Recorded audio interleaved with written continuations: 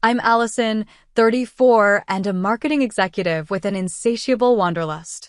Ever since my first solo international trip to London 5 years ago, I've dreamed of exploring the ancient ruins of Greece. For 2 years, I saved every extra penny, researched the perfect itinerary, and finally booked my dream vacation. Then my sister Rebecca announced her Disney trip with her 3 kids on exactly the same dates. My family expected me to cancel my plans. For once in my life, I chose myself instead. The 2 months that followed tested every boundary I never had the courage to set. Before I dive into what happened next, I'd love to know where you're watching from today. Drop your location in the comments, hit that like button, and subscribe to hear more stories about learning to set boundaries with family. Have you ever had to choose between your dreams and family expectations? Let me know as we explore what happened when I finally stood my ground. My relationship with my family has always been close, but complicated. Growing up, the dynamic was clear. Rebecca was the golden child, and I was the reliable one who adjusted to everyone else's needs. My parents, Barbara and Richard, never explicitly said that Rebecca's desires took priority, but their actions spoke volumes. When we were teenagers, my parents canceled our family vacation to the beach because Rebecca made the cheerleading squad and had mandatory summer practice. When I graduated college with honors, my ceremony was barely acknowledged because it fell on the same weekend as Rebecca's baby shower for her first child. When our grandmother passed away, I was the one who handled all the funeral arrangements because Rebecca was too emotional to help. The pattern continued into adulthood. Last Christmas, I drove 6 hours through a snowstorm to be with family, only to discover the celebration had been moved up a day because it worked better for Rebecca's schedule. No one had bothered to tell me. When I arrived, exhausted and frustrated, my mother simply said, "Well, we assumed you'd be flexible since you don't have children to worry about." These weren't isolated incidents, but links in a long chain of expectations. As the single, childless sister, my time was considered less valuable, my plans more adjustable, and my needs secondary to those of my sister and her children. Meanwhile, my career in marketing had become increasingly demanding. As senior creative director at a major advertising agency, I regularly pulled 60-hour work weeks. For the past 3 years, I'd managed back-to-back campaigns for our biggest clients, taking minimal time off. The pressure had taken its toll: chronic insomnia, tension headaches, and a persistent feeling of burnout that no weekend could cure. During my annual physical, Dr. Thompson didn't mince words. "Your blood pressure is concerning for someone your age, Allison. Your cortisol levels are through the roof. If you don't make significant lifestyle changes, you're heading for serious health problems." The following week, Megan, our HR director, called me into her office. "You haven't taken a real vacation in 3 years, she pointed out, showing me my accumulated leave. "It's becoming a liability issue for the company. I'm making it mandatory that you take at least 2 weeks off before the end of the quarter." That evening, I pulled out the travel journal where I'd been collecting ideas for my someday trip to Greece. It was filled with magazine clippings, notes on historical sites, and recommendations from friends who had visited. This wasn't just any vacation. It represented something I'd been postponing for years while I handled everyone else's priorities. I spent weeks planning the perfect itinerary. I would begin in Athens, exploring the Acropolis and the ancient Agora. Then to Santorini for its breathtaking views and distinctive architecture. Finally, Crete to visit the Palace of Knossos and relax on some of the Mediterranean's most beautiful beaches. I booked small, family-run hotels, scheduled guided historical tours, and even started learning basic Greek phrases using an app on my phone. The total came to just over $5,000, including flights, accommodations, tours, and spending money. It represented countless overtime hours, skipped restaurant meals, and saying no to new clothes and other luxuries. I paid non-refundable deposits for special tours and accommodations, totaling almost $2,000. My best friend Samantha was the first person I told. I'm so proud of you, she said over coffee. You deserve this after everything you've put up with. And frankly, it's about time you did something just for yourself. With Samantha's encouragement, I decided to share my plans with my family at our regular Sunday dinner. I arrived at my parents' suburban home with a bottle of Greek wine and printouts of my itinerary. That sounds wonderful, honey, my mother said initially, though her enthusiasm seemed perfunctory. My father nodded absently, asking if I'd considered safety as a woman traveling alone. It was Rebecca's reaction that should have warned me. Her smile tightened almost imperceptibly as I described the sunset cruise in Santorini. She became suddenly preoccupied with wiping her youngest child's face. When I mentioned the dates, she exchanged a quick glance with our mother that I pretended not to notice. Well, good for you, she finally said. Though I can't imagine wanting to go somewhere so far away alone. I'd miss the kids too much. I drove home that night feeling lighter than I had in months. Little did I know that the storm was just gathering on the horizon. 1 week after I announced my Greece plans, my mother called insisting everyone gather for an impromptu family dinner. Rebecca has exciting news, she explained, her voice brimming with anticipation. That evening, we sat around my parents' dining table as Rebecca ceremoniously presented each of her children with Mickey Mouse ears. We're going to Disney World, she announced. Mark your calendars, everyone. May 15th through 29th, we're having the ultimate family adventure. The dates registered immediately. May 15th through 29th, exactly when I'd be in Greece. We've been planning this for months, Rebecca continued. The kids have been working so hard in school, and they've earned this reward. Plus, Mom and Dad have never experienced Disney with their grandchildren. My parents beamed with pride and excitement. My father raised his glass in a toast to making magical memories together as a family. No one acknowledged that these plans directly conflicted with my trip. No one asked if the overlap was an issue. The expectation hung unspoken in the air. Of course, I would change my plans. I was just one person. Rebecca had 3 children. The math was simple in their eyes. I remained quiet throughout dinner, processing the deliberate timing. This wasn't coincidence. This was a calculated move to ensure I would cancel my trip without them having to directly ask. The pressure campaign began that very night. My mother called at 11:30 p.m., her voice low and serious. I know you're excited about your trip, Allison, but surely you understand how important this Disney vacation is for the children, she said. Emma is struggling with her parents' divorce, and Jake and Lily have never been to Disney.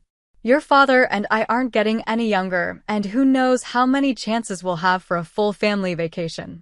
Before I could respond, she added, Rebecca has already put down deposits. It would break the children's hearts if their aunt wasn't there. The next morning, my father called. Family traditions matter, Allison. When you were a child, would you have wanted your aunt to miss your special vacation? These are memories that last a lifetime. By afternoon, my phone was buzzing with messages from my nieces and nephew. Their words seemed oddly scripted.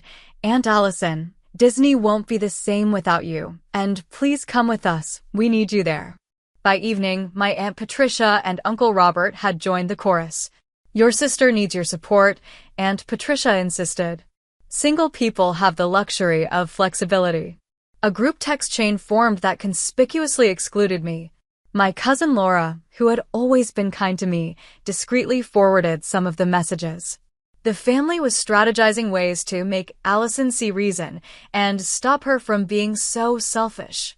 Despite the mounting pressure, I attempted to find compromises. I called Rebecca directly and offered to fund a special pre-trip celebration for her children. I could take them to that new indoor water park the weekend before you leave, I suggested. And I'll bring back meaningful gifts from Greece for each of them. Maybe authentic Greek worry beads for Jake, who's been anxious about school, and a handmade ceramic piece for Emma, who loves art. Rebecca was unmoved. That's not the point, Allison. The point is being together as a family. The kids are counting on their aunt being there. I explained the financial reality. I had already paid nearly $2,000 in non-refundable deposits. Changing my plans now would mean losing that money entirely. That's the price of being part of a family, Rebecca replied coldly. Sometimes we have to sacrifice for the people we love. I proposed other alternatives. I could take the kids on a special weekend adventure after returning from Greece. I could FaceTime them from historical sites, giving them virtual tours of ancient ruins. I even offered to help finance part of their Disney trip as a consolation for my absence. Each suggestion was dismissed. The message became increasingly clear. Nothing would be acceptable except canceling my trip entirely. The situation reached its breaking point 2 weeks later. My mother invited me for what she described as just a casual family dinner. When I arrived, I found not only my immediate family, but also my grandparents, 2 aunts, an uncle, and several cousins. It wasn't a dinner, it was an intervention. We're all here because we're concerned about the choices you're making, my mother began, her tone reminiscent of how she'd addressed my teenage rebellion phase. Family should come first, and your decision to abandon us during this important vacation has us worried about your priorities. One by one, family members took turns explaining why my absence would ruin the Disney experience. My grandmother expressed disappointment that I would choose ancient rocks over flesh and blood. My aunt suggested that perhaps I was going through something that made me unable to recognize my family obligations. Throughout it all, Rebecca sat with tears streaming down her face, the perfect picture of the wounded sister. When her turn came, her voice broke as she said, "I just don't understand how you could be so selfish. My children will be devastated." As I looked around the room at the faces of people I'd spent my life trying to please, I felt something inside me shift. I was being cornered, manipulated, and shamed for wanting 2 weeks of my life to myself after years of putting everyone else first. In that moment, surrounded by disapproving family members, I realized this wasn't really about Disney World at all. It was about control. It was about maintaining the family dynamic where my needs would always come second to everyone else's. And for the first time, I wasn't willing to accept that role. The morning after the family intervention, I met Samantha at our favorite cafe. The weight of my family's expectations felt crushing, and I needed perspective from someone who wasn't entangled in the drama. "This is textbook emotional manipulation," Samantha said after I recounted the previous night's events. "They ambushed you with an audience to maximize pressure and minimize your ability to defend yourself." Samantha shared her own experience setting boundaries with her mother, who had expected her to be available for weekly shopping trips despite her demanding medical residency schedule. "The first time I said no, you would have thought I'd committed a cardinal sin," she recalled. "But after holding my ground through the guilt trips and passive-aggressive comments, she finally adjusted." "The thing is," Samantha continued, stirring her coffee thoughtfully, "this isn't really about Disney World. If Rebecca had genuinely wanted you there, she would have checked your availability before booking. This is about maintaining the status quo where you're expected to accommodate everyone else." Later that day, I confided in my colleague Jessica during our lunch break. To my surprise, she immediately recognized the pattern. "My older sister pulls the same stunts," Jessica said. "She scheduled her wedding on my college graduation weekend, then acted shocked when I was upset. These people count on you feeling too guilty to advocate for yourself." Their perspectives helped me see this situation more clearly. This was a pattern that would continue indefinitely unless I took a stand. The following evening, I had an emergency session with my therapist, Dr. Margaret, whom I'd been seeing intermittently for anxiety management. I hadn't scheduled a visit in months, but she made time when I explained the situation. "What we're seeing is a family system that's resistant to change, Dr. Margaret explained. "You've been cast in a supporting role, and your decision to step out of that role threatens the entire family dynamic." We spent the hour analyzing the manipulative tactics my family had employed: guilt-inducing language, public shaming, emotional blackmail, and using the children as pawns. Dr. Margaret helped me recognize these as hallmarks of narcissistic family systems. Let's role-play how you might respond in different scenarios, she suggested. We practiced calm, firm responses to various guilt trips and accusations. She taught me phrases like, "I understand you're disappointed, but my decision is final, and I love you, but I need you to respect my choice." Remember, Dr. Margaret emphasized, their reaction to your boundaries isn't your responsibility. Your job is simply to set and maintain those boundaries with consistency and compassion. That night, I did something I'd never done before. I pulled out my journal and wrote a list of all the times I'd sacrificed my own needs for my family. It filled 3 pages. Then I calculated the emotional cost of always putting others first, deteriorating health, postponed dreams, and a growing resentment that was poisoning my relationships with people I loved.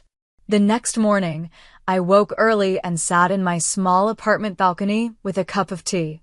As the sun rose, casting long shadows across the city, I felt a clarity I hadn't experienced in years. I knew what I needed to do, and for once, I felt confident in my decision. I texted my parents, "I need to speak with you and Rebecca. I'll come over at 7 p.m. tonight." When I arrived at my parents' house that evening, Rebecca was already there, sitting primly on the couch beside our mother. My father stood by the fireplace, arms crossed defensively. The tension in the room was palpable. I had prepared what I wanted to say, practicing with Dr. Margaret's guidance. I took a deep breath and began speaking in a calm, measured tone. "I love you all very much, and I value our family," I started. "But I will not be canceling my trip to Greece. I've put down non-refundable deposits, taken approved leave from work, and spent 2 years planning this vacation. My decision is final." The reaction was immediate and explosive. My mother gasped as if I'd physically struck her. "After everything we've done for you," she said, her voice trembling with emotion. "This is how you repay us? By abandoning your family when we need you." My father's face flushed red with anger. "If you go through with this, don't expect us to be here when you get back," he threatened. "You're making a choice, and choices have consequences." Rebecca's reaction was the most visceral. "You've always been jealous of my children," she accused, her voice rising. "You're nothing but a selfish child hater who can't stand to see others happy." I remained calm despite the onslaught, remembering Dr. Margaret's advice to detach emotionally from their reactions. "I'm sorry you feel that way," I replied, "but my decision stands. I hope you all have a wonderful time at Disney World, and I look forward to hearing about it when I return." As I turned to leave, Rebecca snatched her phone from the coffee table. "Everyone is going to know how you've treated us," she hissed, already typing furiously. "I'm posting this on Facebook right now." By the time I reached my car, my phone was buzzing with notifications. Rebecca had indeed taken the conflict public, posting a tearful selfie with the caption, "Heartbroken that some people choose vacations over family. Please pray for my children who just learned their aunt values Greek islands more than their happiness." Comments flooded in from extended family and mutual friends, most expressing shock and disapproval at my apparent selfishness.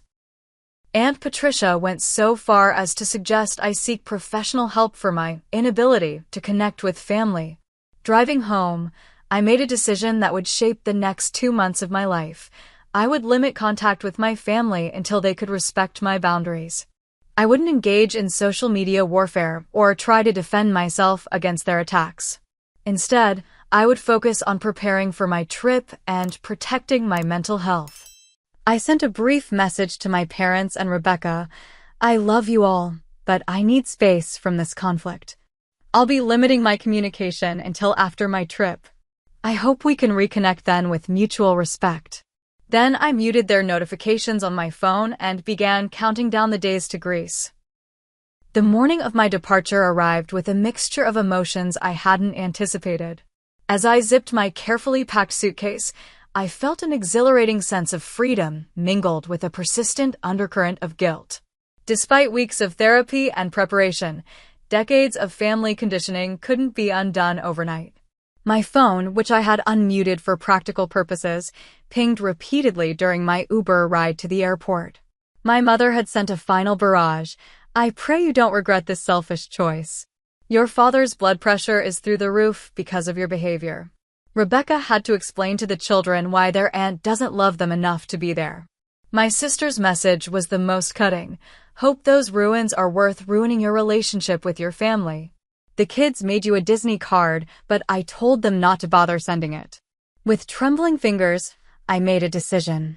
I blocked their numbers, just temporarily.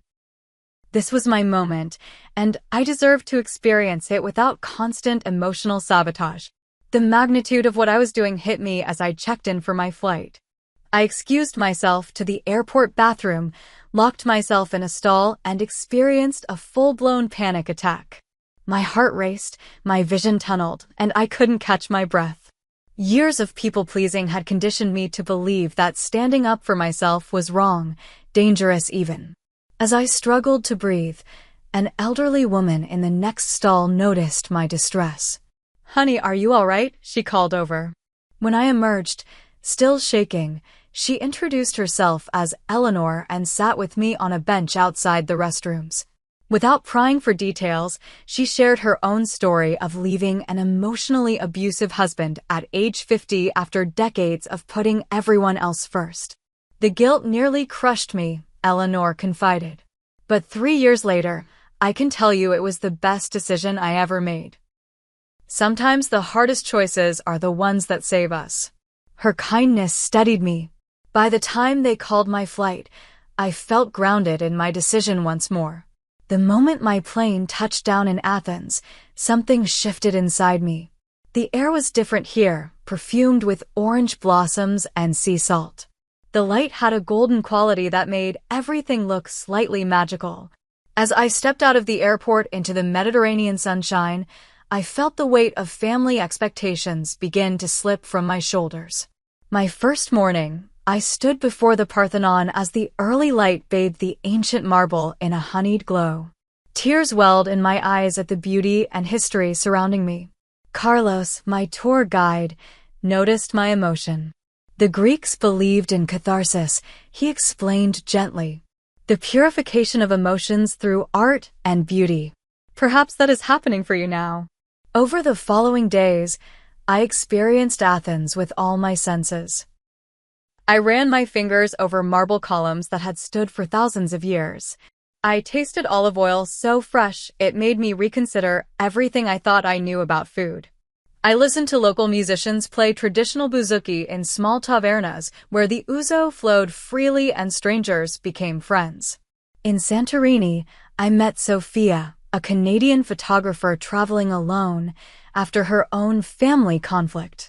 We bonded immediately over our shared experiences and spent 3 days exploring the island together, photographing the famous blue domes at sunrise and sharing life stories over glasses of crisp local wine.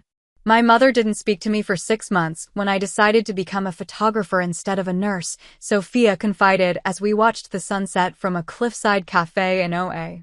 But eventually she saw how happy I was and came around. Sometimes people need time to adjust when you change the rules of the relationship. In Crete, I spent mornings exploring the ancient palace of Knossos and afternoons swimming in crystal-clear coves accessible only by foot.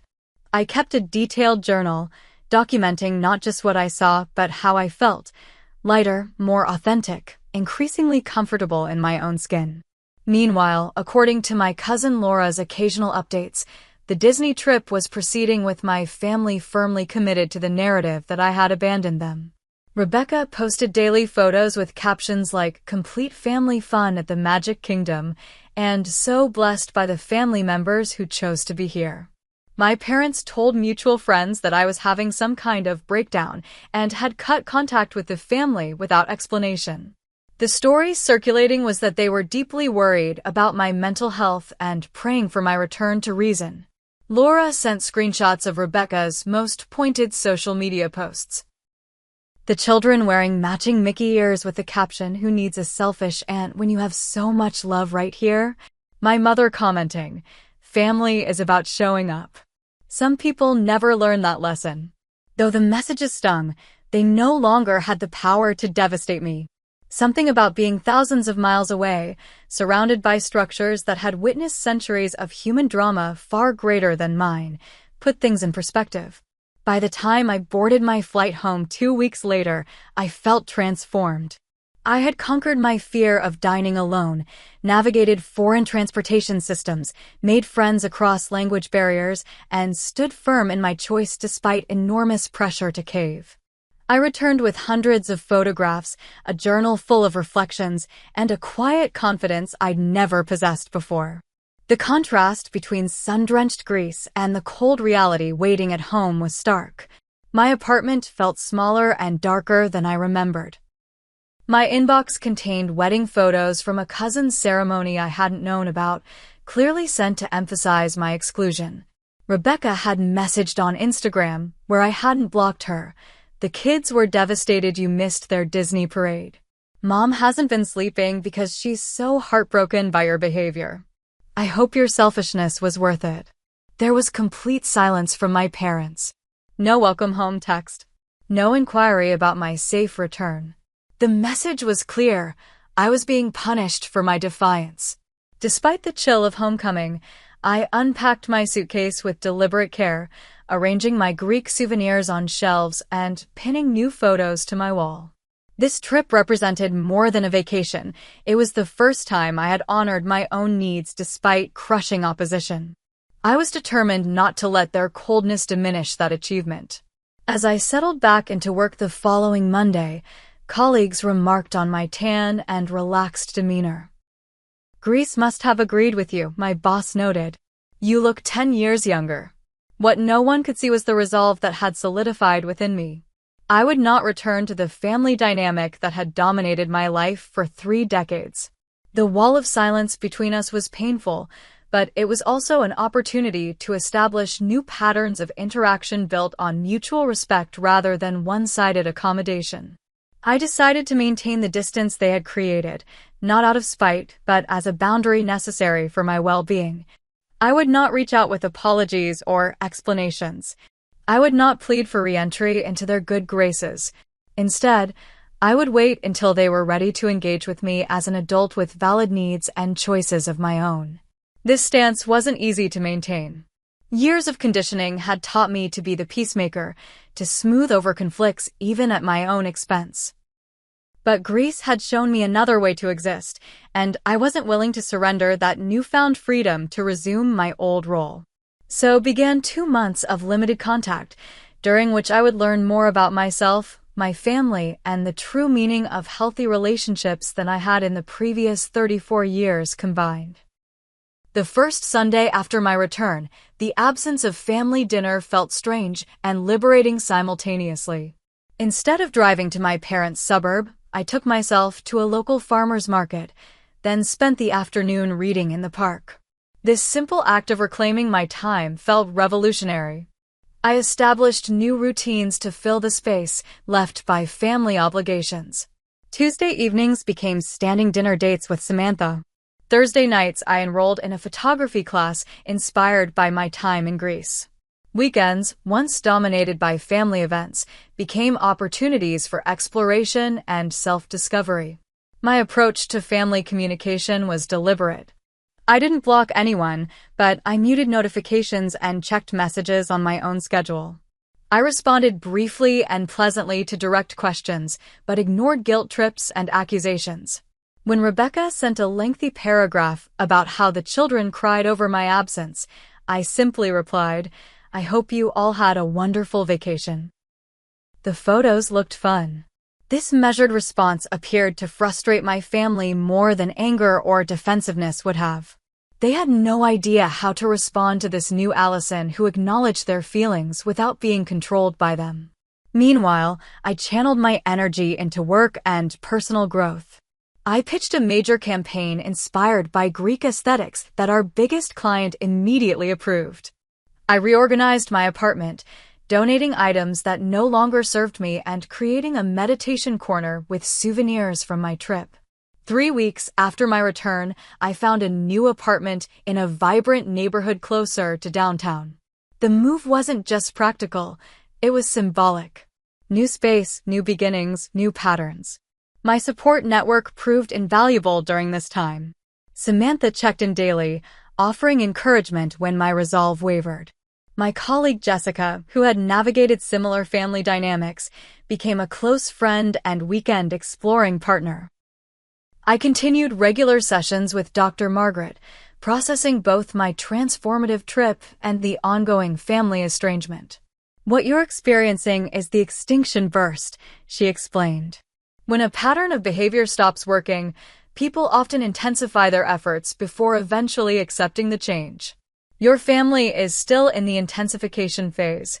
True to Dr. Margaret's prediction, my family's tactics escalated as their silent treatment failed to bring me back in line. My mother began sending cryptic messages about her health. Just came from the doctor. The stress isn't helping my condition. But don't worry about me. When I called, concerned, she was deliberately vague, suggesting that my situation was contributing to her unspecified ailments. My father tried financial leverage, calling about a family emergency that turned out to be a discussion about possibly removing me from their will. Actions have consequences, he said. We need to protect the family legacy. Rebecca employed the children as emotional messengers. My 9-year-old niece Emma called, clearly reciting a prepared speech. Mommy says you're choosing to stay away from us because you're mad. Are you mad at me, Aunt Allison? It took all my strength to reassure her of my love while not falling into the manipulation trap. Aunt Patricia showed up unannounced at my new apartment, ostensibly to check if you're okay, but really to report back to the family and apply in-person pressure. Everyone is suffering because of this rift you've created, she informed me. Is your pride really worth tearing the family apart? Early holiday planning became another pressure point. Though it was only July, my mother sent a group text about Thanksgiving arrangements, noting pointedly that family members who want to be included should confirm now. Throughout these challenges, I found myself growing stronger and more certain of my path. The photography class introduced me to Michael, a landscape architect with kind eyes and a quiet confidence I found immediately attractive. Our friendship evolved naturally into something more, and I discovered the joy of a relationship built on mutual respect rather than obligation or control. I planned weekend trips exploring local attractions I'd never made time for, hiking in nearby state parks, visiting small-town art festivals, taking a sailing lesson on the lake. These adventures helped me recognize how much of my life I'd placed on hold while accommodating others' priorities. The most surprising development was my reconnection with old friends whom I'd neglected during years of family-centric living.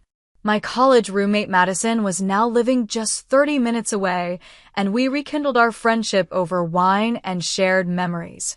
My childhood friend Tyler invited me to join his book club, introducing me to a diverse group of thoughtful individuals who valued my perspectives.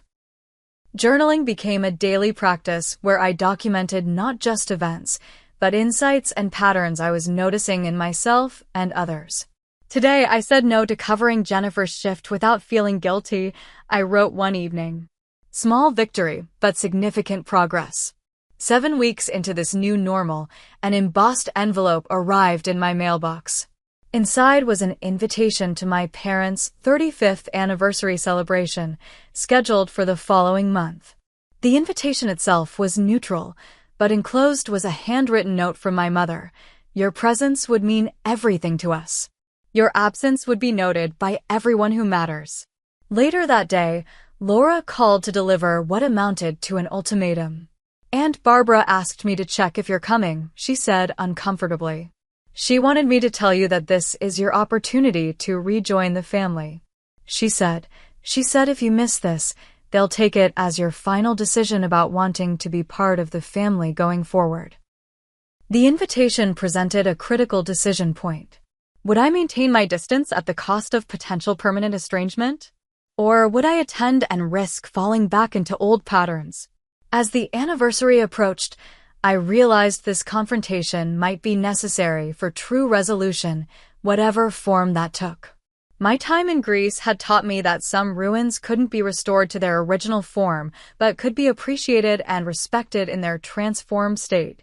Perhaps the same was true of family relationships. The old dynamic was irreparably altered, but something new and healthier might be built in its place if we were all willing to see each other clearly. With that perspective in mind, I decided to attend the anniversary celebration, not as a capitulation, but as an opportunity to establish the new terms of our relationship face to face. In the week leading up to my parents' anniversary party, I prepared myself both practically and emotionally. Dr. Margaret and I spent a full session strategizing how to handle potential scenarios, from public confrontations to private guilt trips. "Remember, you're not responsible for managing their emotions," she reminded me. "You're only responsible for communicating your boundaries with clarity and respect." We practice responses to likely provocations. "I understand you're still upset, but I'm not willing to discuss that today. I'm here to celebrate your anniversary, not to revisit old conflicts. I love you, and I also need you to respect my choices." The evening before the party, I carefully selected my outfit, a knee-length navy dress I'd purchased in Santorini. It was elegant, but also symbolic, a physical reminder of the strength I'd discovered on my journey. I paired it with my grandmother's pearl earrings, honoring family tradition while standing in my new confidence. Michael offered to accompany me for moral support, but I declined. "This is something I need to do alone," I explained. "But knowing you're waiting to hear how it went means everything." Samantha helped me establish an exit strategy. If things became too tense, I would text her a simple SOS, and she would call with a fabricated emergency requiring my immediate attention. As I drove to the upscale restaurant where the celebration would be held, I practiced deep breathing techniques Dr. Margaret had taught me. "You face the Aegean Sea during a storm," I reminded myself. "You can face your family for one evening." The tension was palpable the moment I entered the private dining room. Conversations paused briefly as heads turned toward me. My mother, resplendent in silver, offered a tight smile but made no move to greet me. Rebecca, standing nearby with a glass of champagne, deliberately turned her back. The children, however, had no such reservations. Emma spotted me immediately and ran over, wrapping her arms around my waist. "Aunt Allison, I missed you. Did you bring me something from Greece?"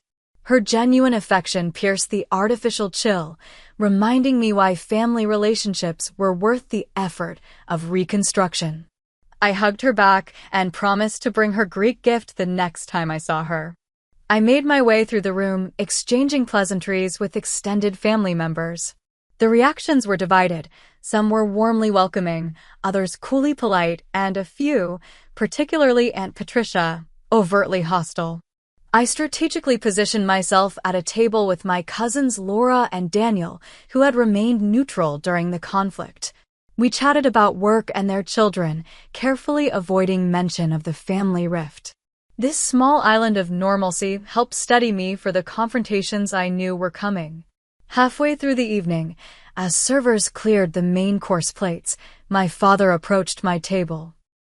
His expression was unreadable as he asked, "Could I have a word with you?" In private. He led me to a small alcove off the main dining room. I braced myself for recrimination, but his opening surprised me. "You look well," he said awkwardly. "That trip must have been good for you." Before I could respond, he continued, "Look, I'm not good at this sort of thing. Your mother and we may have been unfair to you. Not just about the vacation, but for a long time before that." His admission stunned me into silence. My father had never acknowledged any unfairness in my treatment before. "The thing is," he went on, studying his hands, "Rebecca has always been louder about her needs. More demanding. You were always so capable, so independent. I guess we took advantage of that." My mother appeared beside him, her expression a complex mixture of emotions. "Is everything all right?" she asked, eyeing us both warily. My father nodded. "I was just telling Allison that we might owe her an apology." My mother's posture stiffened. We never meant to make you feel less important, she said carefully. But family is about compromise, and you've always been so good at that. That's just it, Mom, I replied, finding my voice. I've always been the one compromising. When has Rebecca ever been asked to adjust her plans for me? When have my needs been given equal weight to hers? My mother started to object, then paused, a flicker of recognition crossing her face. I suppose, when you put it that way. I love you both, I continued. And I value our family. But I need to be treated as an equal adult, not as an accessory to Rebecca's life or a built-in babysitter or someone whose time matters less because I don't have children. Can you understand that? A heavy silence followed, broken by my father's deep sigh. We haven't been fair to you, he finally admitted. And I'm sorry for threatening you about the will. That was beneath me. My mother nodded slowly. We've taken you for granted, she acknowledged. I can't promise we'll change overnight, but we can try to do better. This conversation, years in the making, was interrupted by a sharp intake of breath.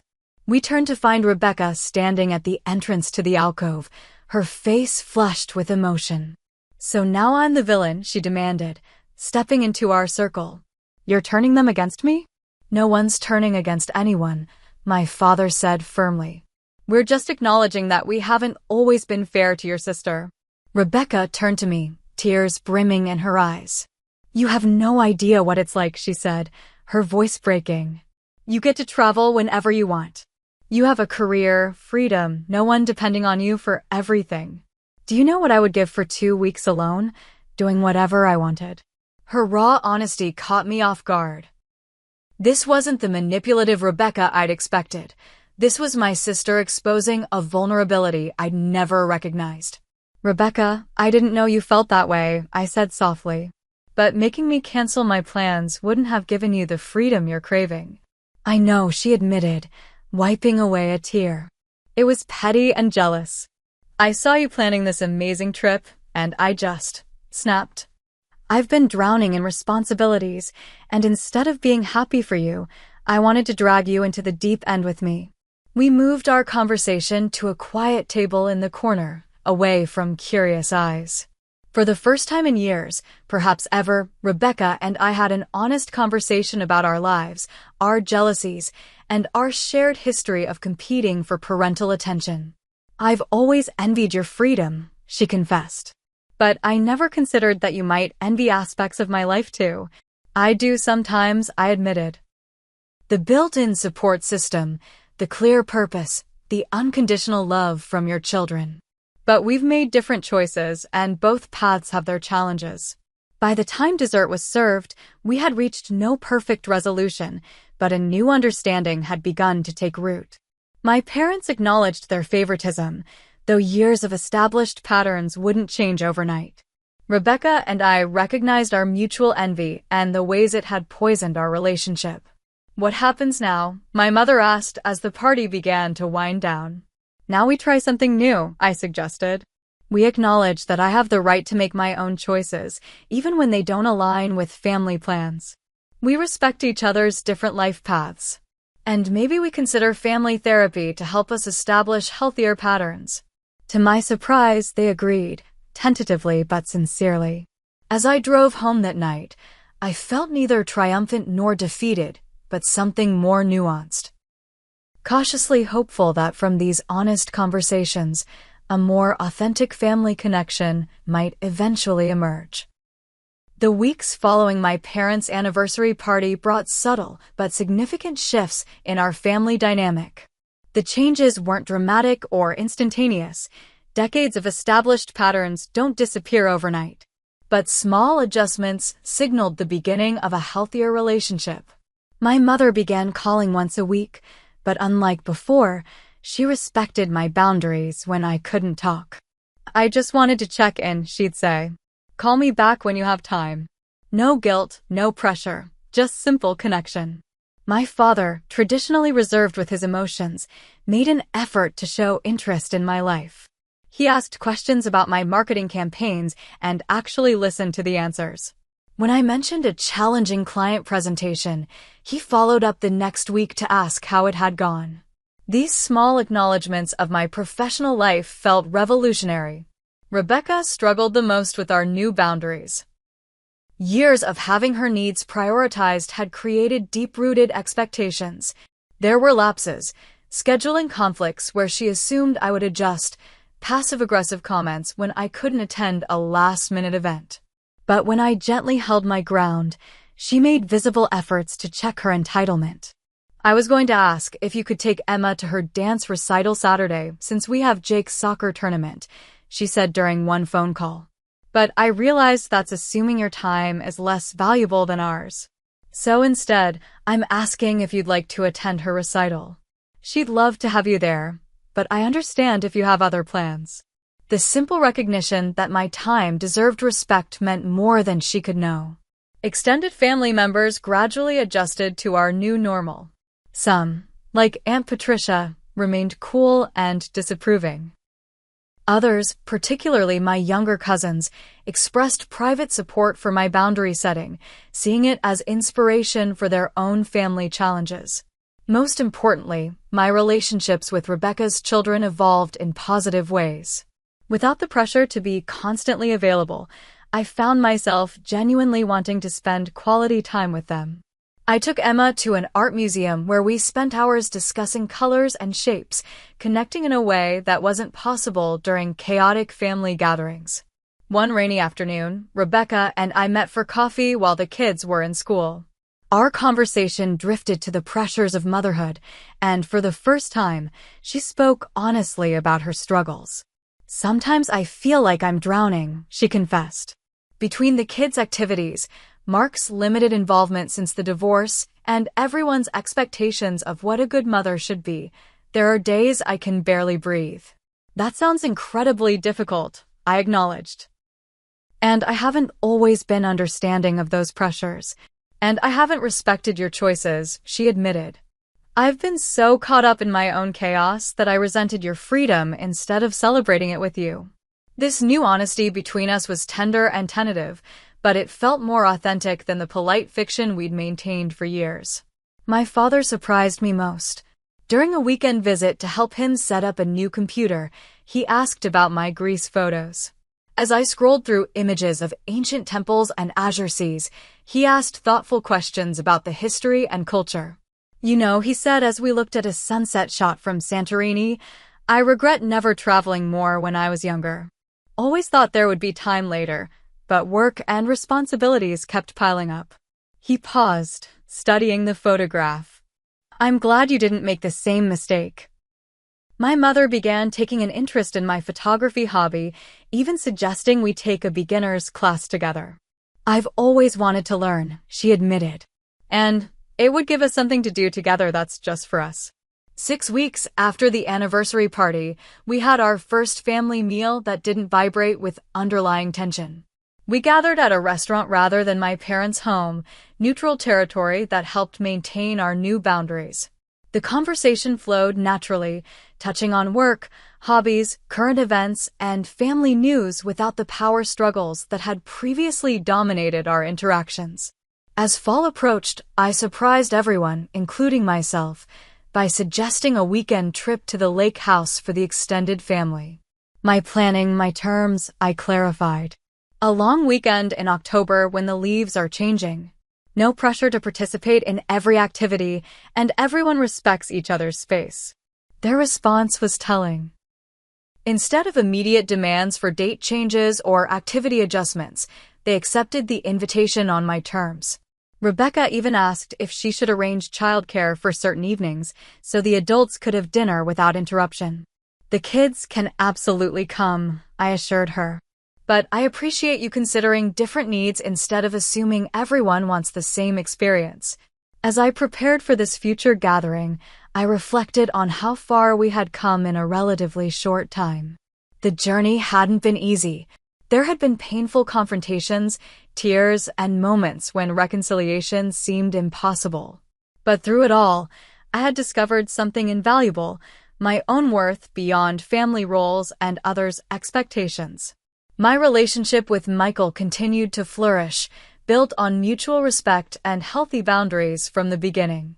He accompanied me to several family events, providing both support and an outside perspective that helped maintain our new dynamic. I shared what I'd learned with friends facing similar struggles. When my colleague Jessica agonized over setting boundaries with her domineering mother, I offered both empathy and practical strategies. The guilt is real, I acknowledged. But so is the freedom on the other side. The most profound change was internal. I no longer felt responsible for everyone else's happiness at the expense of my own. I had learned that true love requires mutual respect, that family connections should enhance rather than diminish individual growth, and that setting boundaries isn't selfish but necessary for authentic relationships. My Greek vacation had given me more than beautiful photographs and memories. It had catalyzed a transformation that rippled through every aspect of my life. Standing firm in that airport, despite panic and guilt, had been the first step toward reclaiming my autonomy and reconstructing my family relationships on healthier terms. As I finalized plans for our upcoming family weekend, I realized that the most important lesson wasn't about saying no to others, but saying yes to myself. Love shouldn't require self-erasure. Family shouldn't demand self-sacrifice. The strongest connections are those that honor individual needs alongside collective ones. The journey continues, with occasional setbacks and old patterns resurfacing during times of stress.